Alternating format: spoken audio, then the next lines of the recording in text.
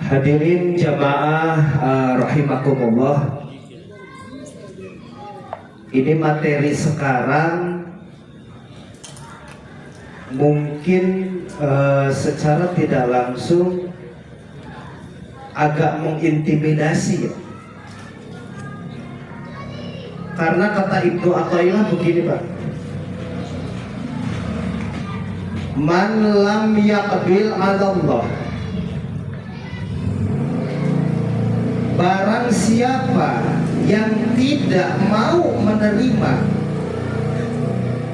alallahi kepada Allah bimulatifatil ihsan, dengan anugerah yang halus ketika diberikan kepadanya. Balikan bahasa Nakibar ya, orang yang tidak mau beribadah kepada Allah, mendekatkan diri kepada Allah melalui anugerah atau karunia yang lembut, qaidu ilaihi bisalasilil imtihan. Ketika cara lembut sudah tidak bisa, ya cek Allah coba Pak. Cek Ibnu Athaillah apa? Ketika cara lembut sudah tidak bisa, qaidu ilaihi bisalasilil imtihan, maka akan diseret dengan cara yang kasar. Nah, iya agak nyambung karena masalah sakit ya, ini bab sakit ya. Mudah-mudahan paham ya. Tapi coba saya hati-hati bahasanya, coba saya tata secara rapi supaya gampang dipaham. Jadi gini Pak, orang yang tidak mau beribadah kepada Allah, padahal Allah sudah memberikan dia itu anugerah karunia lembut. Ya maksudnya dikasih nafas, dikasih rezeki, dikasih bisa jalan kaki, dikasih apapun. Ketika tidak bisa dan orang itu tidak ingat kepada Allah, padahal Allah sudah memberikan cara yang lembut, bisalah silil imtihan, diseret mungkin ada kalau melalui musibah. Jangan. Makanya Pak, kata Ibnu Athaillah begini, kamu tahu nggak kenapa seseorang itu sering gelisah? Di orang kan gelisah teh risau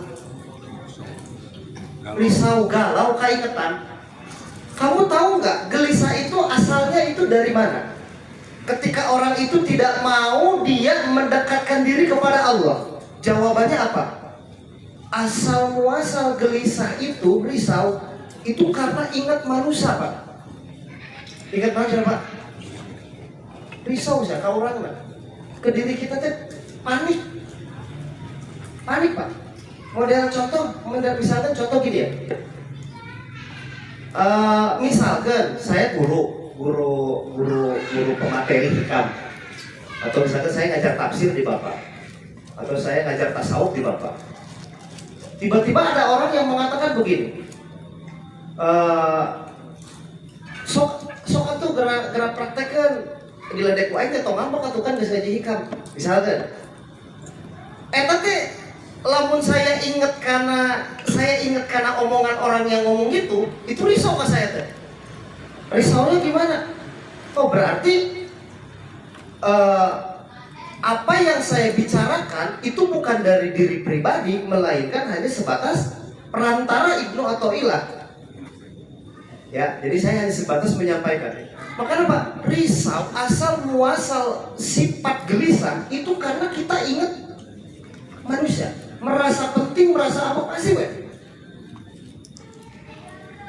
Iya agak nyambung Pak. Yang paling susah, ya bukan yang paling susah ya, paling bahaya. Paling bahaya gini nih Pak. Orang kalau sudah tidak ingat kepada Allah melalui hal yang lembut, itu biasanya diseret melalui hal ekstrim. Seperti penyakit, Pak. Penyakit, Pak. Nih, gini nih. Bapak tahu penyakit? Penyakit itu apapun yang ada di dalam diri kita yang menyebabkan kita tidak nyaman, itu namanya penyakit.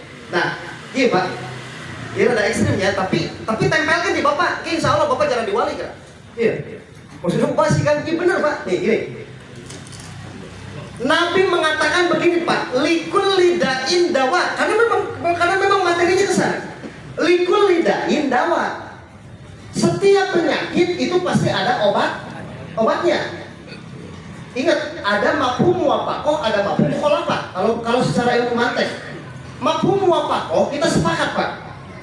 Penyakit, ini kata Nabi bukan kata saya. Penyakit, setiap penyakit itu ada obatnya. Kalau penyakit tidak sembuh, eta lain penyakit karena beda apa?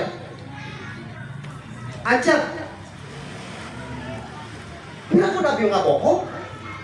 Setiap penyakit. Pertanyaan Bapak ke saya dibalikkan. Saya kan pakai filsafat.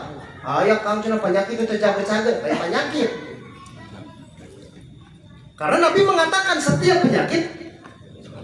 Terus kalau penyakit cager, ya lain penyakit. Lawan teguran, peringatan keras bisa deh. Itu ekstrim. Nah, pertanyaannya gini Pak. Kan kalau misalkan penyakit itu nggak bisa diobatan, terus kumaha? Cagerna kutobat lain ku obat. Kutobat jeung kutoat sok cager. Ngerti ya namanya? Misalkan ya, ada satu orang misalkan, oh saya nggak pernah sembuh nih, berobat ke Singapura, berobat ke Malaysia, berobat ke Jerman, beli obatnya lain obat BPJS, lain level hiji, level 2, pokoknya mah obatnya paling mahal pokoknya mah. Itu cager-cager, kumaha cenah Kang? Berarti cagernya ku tobat. Tobat, obat, beda sasitrik doang. Obat, toat, beda sasitrik doang. Tapi kan kalau orang enggak ngaji mah Pak, mual kadinya sepikiran apa? Mual kadinya. Jadi seolah-olah dia mengatakan mungkin obatnya kurang cocok. Nah ini kudu dijabarkan.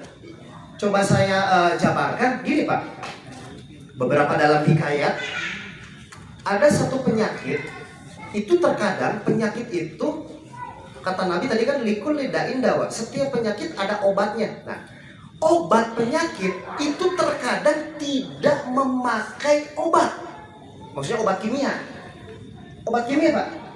Ada obat yang biasanya itu sembuh bukan karena obat. Sodako. Ayo Pak. Misalkan gini, Bapak udah berobat kemana-mana ya? Oh, tercager-cager. Bukan duit ya? Ya duit. Saya ya mudah-mudahan ya, saksian ya. Saya rek sodako ya, mudah-mudahan saya cager ya penyakitnya ya. Saya sodako ya, bisa cager Pak. Ya, obat itu bukan hanya sebatas kimia saja. Itu bisa melalui atau melalui infak Pak, bisa. Atau melalui zakat Pak, bisa. Nah ini, tapi di kita kan sudah terdikte, semakin obat mahal pasti semakin bagus ya cina. Punten, likul lidain dawa. Setiap penyakit memang ada obatnya, tetapi tidak setiap obat itu bentuknya. Kita paham kan? Ayo kudu paham Pak. Sampaikan di dia. Nah, pertanyaannya tadi, Kang, kalau misalkan kalau misalkan penyakit itu nggak sembuh, itu penyakit lain. Karena yang namanya penyakit pasti ada. Ibu cina saya itu cager-cager cina kemana-mana ke. Berarti saya udah obat yang toat segitu saya Pak. Orang-orang yang nggak pernah ngaji, wah ini bahaya Pak. Mungkin akan dituduh ngagugat ngarasula. Nih contoh. Seperti apa Kang penyakit yang tidak bisa sembuh? Bukan umur Pak. Jangan ya. Nih, misalnya contohnya, saya melihat beberapa jemaah itu kan sudah apa kan? Sudah mulai merasakan bahwa tubuhnya itu tidak seperti dulu. Misalkan gini, Kang saya mah sholatnya ke asam urat.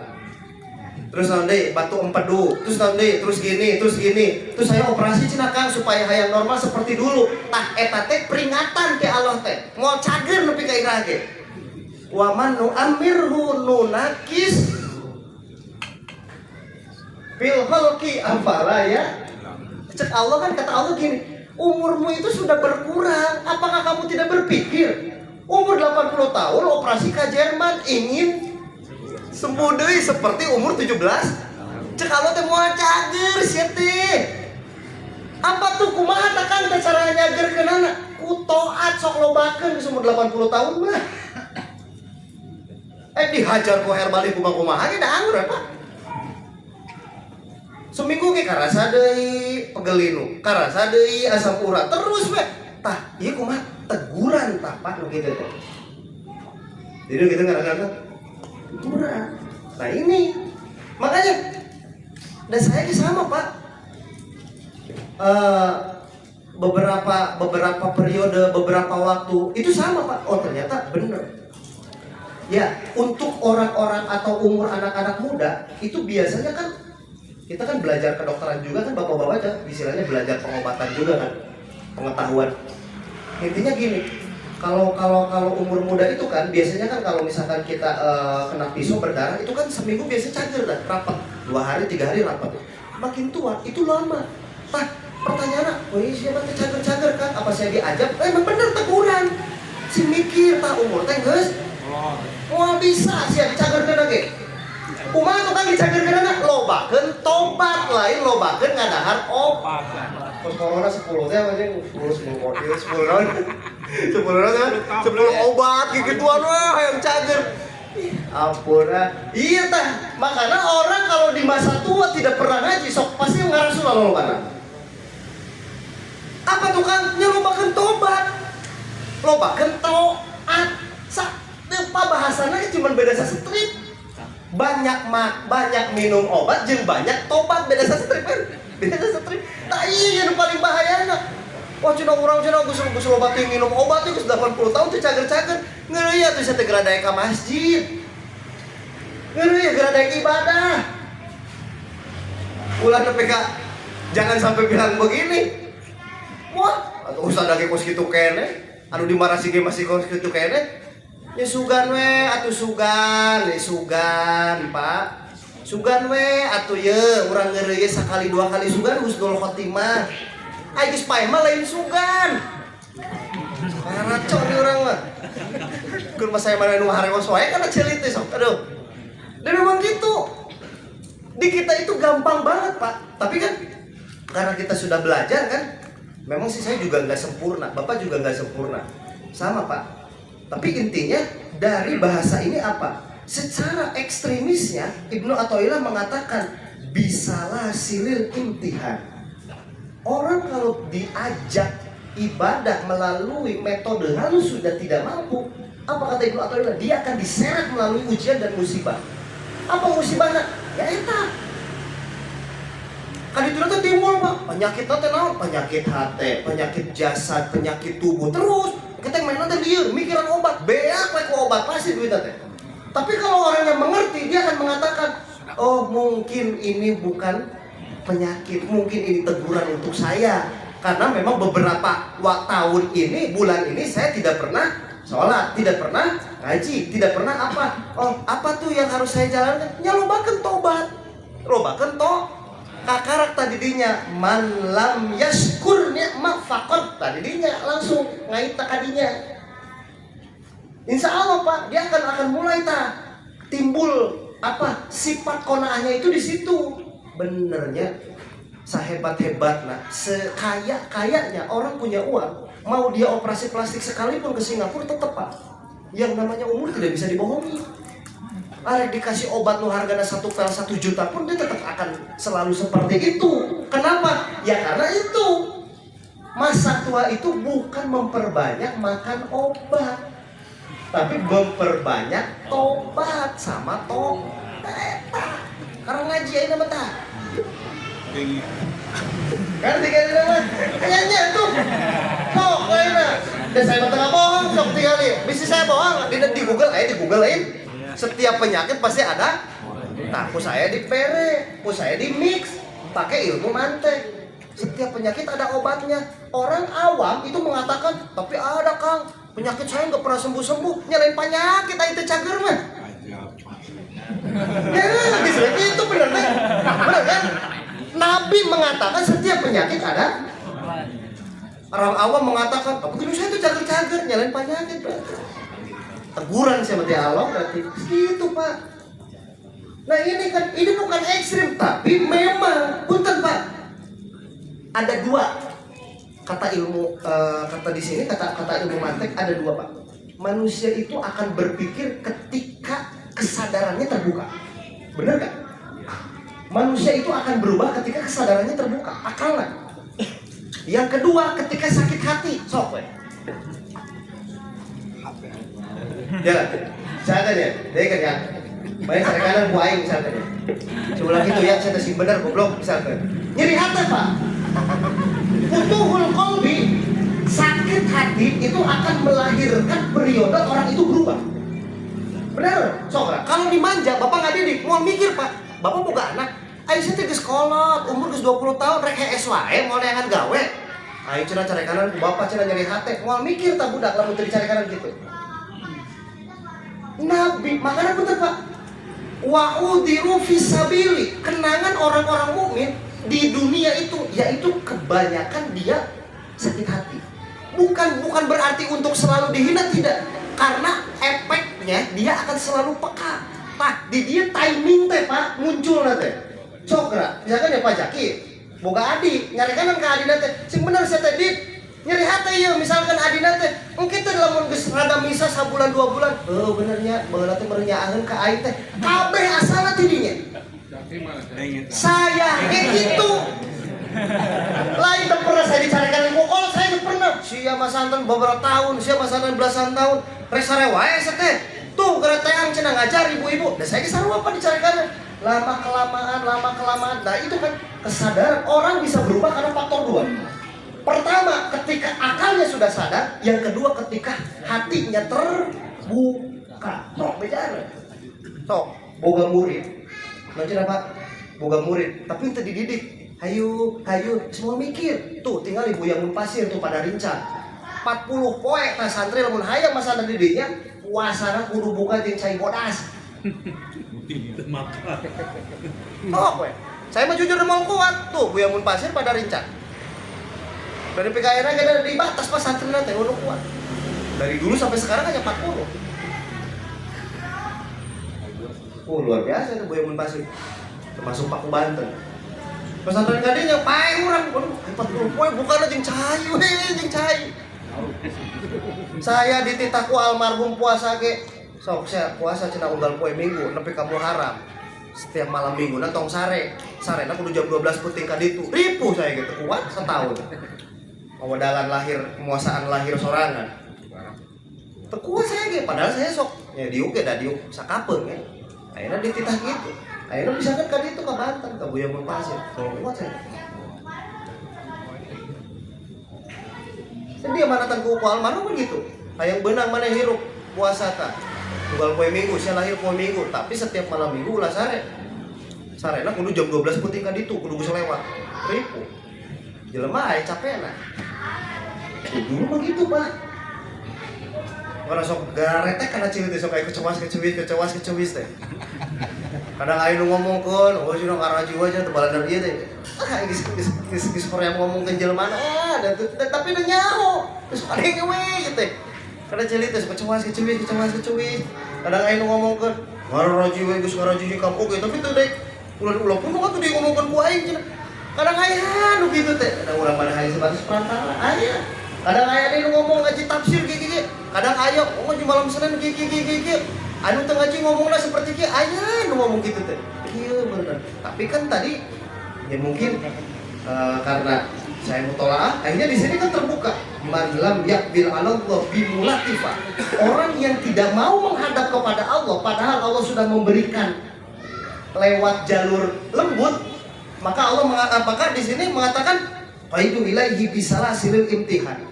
Kata Ibnu Athaillah apa? Kadang dia diseret dah ku musibah. Yang paling bahaya nanti ketika sudah tua. Dia akan mengatakan, saya sudah berobat kemana-mana, saya sudah ditoto, saya sudah ditopung, saya sudah diapa, umur saya sudah 70 tahun, apapun ini sudah mulai kerasa. Ulah lobat tinggal ngomong obatan, toh pasti bakal sembuh Pak. Karena itu akan membuka akal. Yang kedua akan membuka hati. Kakarat tak timbul. Asup apa sifat konaan teh? Bener Gusti, benar. Ya, sekarang umurku sudah semakin tua. Dulu saya mendengar jelas, sekarang udah mulai dicabut. Dulu saya melihat jelas, sekarang sudah mulai. Nah, kakarat konaan masuk Pak. Nah, ini kakarat. Man lam yashkur ni'mah faqad ta'arrada li jawaliha. Orang yang tidak mau bersyukur kenikmatan apa yang Allah berikan, maka sesungguhnya dia sudah menghilangkan apapun yang diberikan kepada Allah. Ingat tak? Luar biasa ya kalimat ini. Makanya ini agak ekstrim bahasanya. Jadi mumpung Allah tidak menyeret kita dengan ujian yang ekstrim, ini masih lembut ya Pak. Maka di sini alhamdulillahilladzi bi ni'matihil imani wal islam wa sabbitna bil imani wal islam wa akhiruhul umuri bi husnul khotimati. Maka di sini Imam mengatakan, ya Allah, tetapkanlah keimananku, tetapkanlah keislamanku, istiqomahkanlah diriku sampai pada waktu umurku nanti akhir, sehingga aku termasuk golongan orang-orang yang husnul khotimah. Nah, itu keren itu Pak.